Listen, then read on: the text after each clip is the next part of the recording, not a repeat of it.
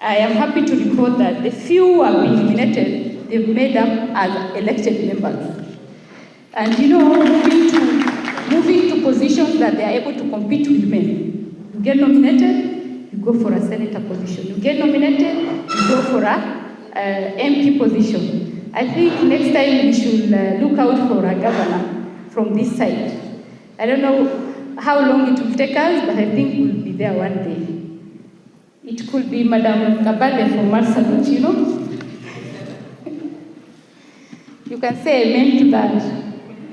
In each county, every woman leader in the pastoralist communities has a complete story of its own, a journey of triumph and tribulation, and a hallmark of achievement worth celebrating. This gives us the urge and willingness to continue amplifying the voices, needs, and priorities of Indigenous women inclusion to better negotiate for spaces on the nominations and appointment list that will be presented to top up the additional numbers of women required to achieve the two-thirds principle in Parliament. And I think the two-thirds is becoming elusive in terms of getting the framework, a legal framework for it. Yeah, we are headed there. Okay. On the other hand, men dominate the administrative positions. The provincial administration, to be specific. A glaring gender disparity.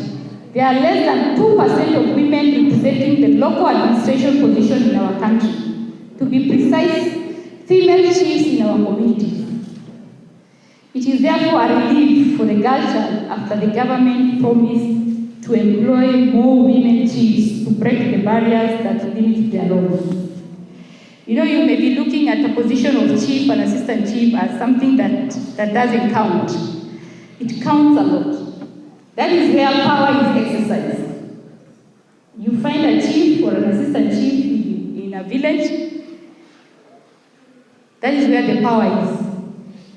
And any program, any development agenda will be spearheaded by that chief from the government end. So if we don't have women at that level, then we are not doing well. So though not fully satisfied, we ought to recognize the boldness of Indigenous women who hold the local administrative position in Asal County, acknowledging the likes of Helen Lebasha, Lerata Assistant Chief, Samburu County, now in her third term in service.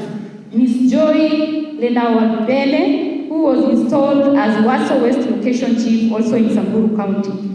Rukia Liba Dabaso, Assistant Chief, Duse, Safia Churches Duba, Assistant Kinasau, and Safia Turo, Assistant Chief, Modogashi. Unfortunately, most of them are assistants. Zainab Hussein, Assistant Chief, Boji, all from ISIOLO, and many others, among the few that I have mentioned. The move by government to promote more women to take up this position of chiefs has actually made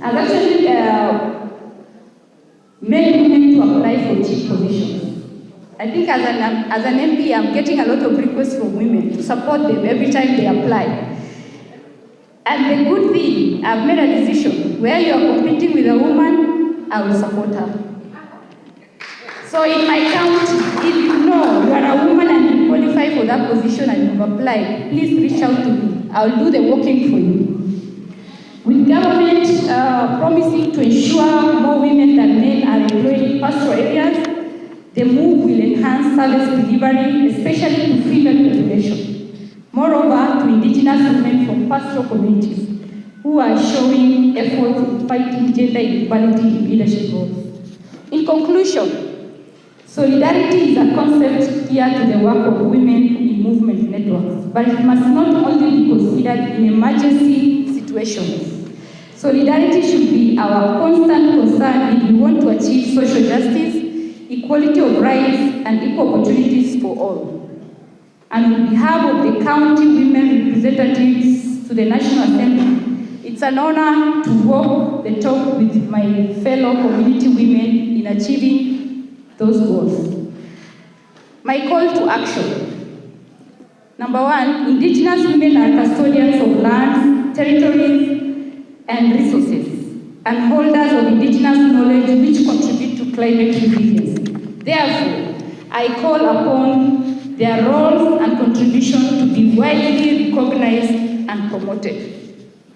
Secondly, indigenous women's low representation and voices in decision-making limit their possibilities to contribute and achieve their potential for combating the global climate crisis, eliminating gender inequality and discrimination against indigenous people.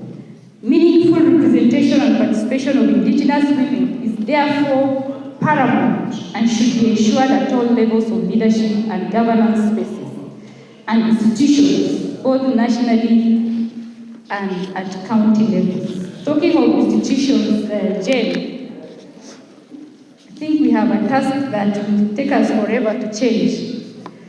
The traditional governance institutions.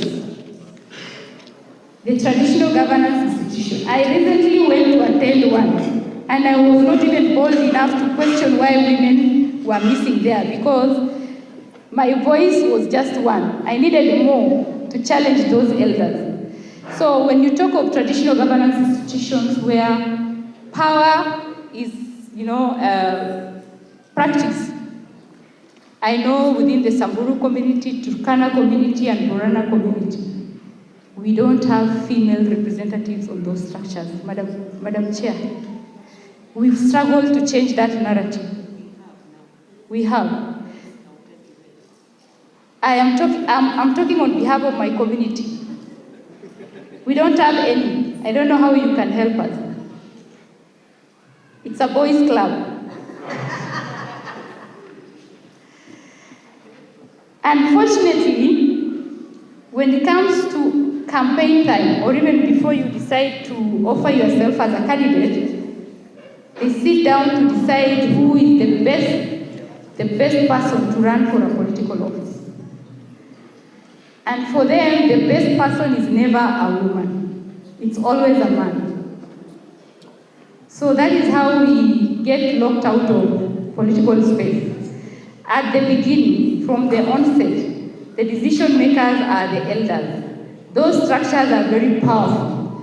They summon each and every candidate. They look at their fitness to run for an office, but those candidates are never women. They are all men. Yeah? And they go beyond that. They even make a decision over the affirmative seats for women position. They call you and they tell you, because we are negotiating with this and this clan, kindly can you step down, do not run for this seat. And their word matters. So you go against their word. I was a victim. I don't know how I made it. I didn't get their blessing, I didn't get their endorsement.